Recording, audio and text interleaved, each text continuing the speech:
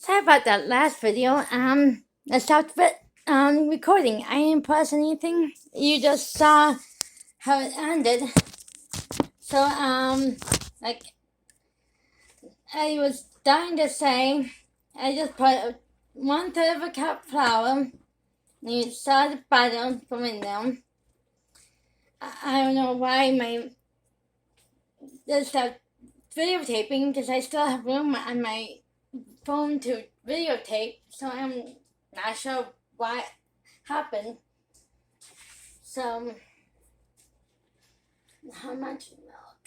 A cup. Yeah, so I have no idea why it stopped recording. That's unusual. I got a cup.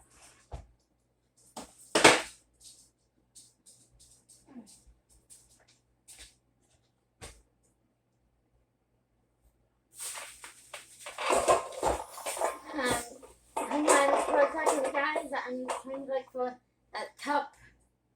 But I'm gonna have to use. Oh, there you go. Okay. Cup of milk. This is a 1/4, so I'm gonna have to at least measure 1/4 by itself. And stir this around.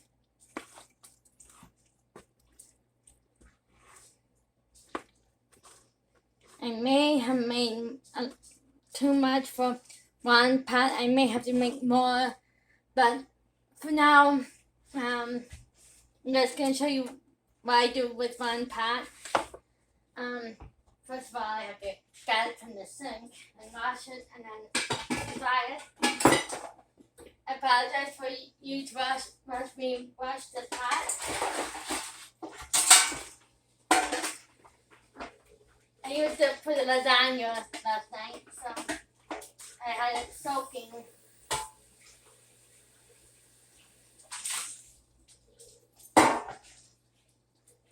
And I have a plumbing problem too, which also sucks. I'm using a pan and bucket to empty it out in my driveway. So, okay, this is ready for the filling. Brie, of course. Probably have enough for not much. Got another spoon for this, which I don't have clean, but I have other spoons I can use and dish it out. And like I said, with the gluten-free flour and with the other my Dumbo video, you want it to be cooked fully, because when you cook with gluten-free flour, the texture is different, the taste is also different. It's really very unappetizing uncooked flour. So you don't want to cook cookies with it and then eat the dough from it, because it's not really good. So sorry about that. Also trigger from the people who is health conscious and don't want people eating cookie dough. Not much are going to be able to fit it all in one pan. Yay! Okay, look at this. A one pan pot pie. All the filling. I don't put crust in the bottom if it's an entire baking sheet, because why bother? Oh, and preheat it for 400 degrees. Cook it for an hour. And when I freeze it, I usually put it in a plastic bag, or wrap it in a saran wrap, which is even bottom, and you also cook it for another hour, like the lasagna. I forgot to mention, you cook the lasagna 400 degrees for an hour.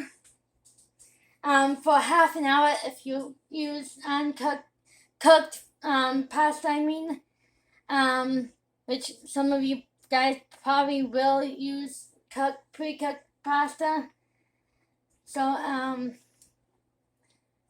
yeah. Wish I mixed this up more. But the thing is, that's the thing about crust with using olive oil and butter and water. They don't mix well. It's almost like a crumble. The crusts are usually like crumbles or what's that? Crumble and cobbler. But I don't know, they're still good and they're still homey and very rustic. And another thing I like about my cooking is it's very rustic. And in the summer, I will do a video on my garden, which I just got started this year during quarantine. Because I did follow the rules. I did have a friend who had the virus, so I nearly died 4 times.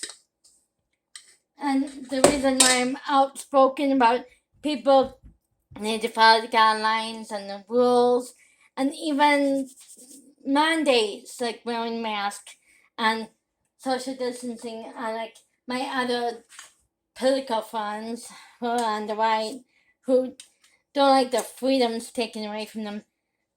What about other people's freedoms from not getting the virus? People. But anyway, just trying to scrape out most of this crust out of the bowl, and then be ready to put it in the oven. I will put them on, like maybe Italian herbs, even though they're not calling for Italian herbs, but I like Italian herbs. And I usually mix these herbs around in the containers, so I don't have to get multiple different. And I do keep them separate sometimes because, yeah, some recipes are meant for separation. I'm gonna wash my hands and then I show you the zombie and how good it does even uncooked.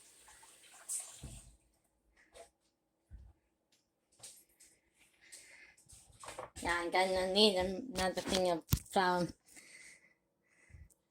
Okay. The zombie of the pot pie.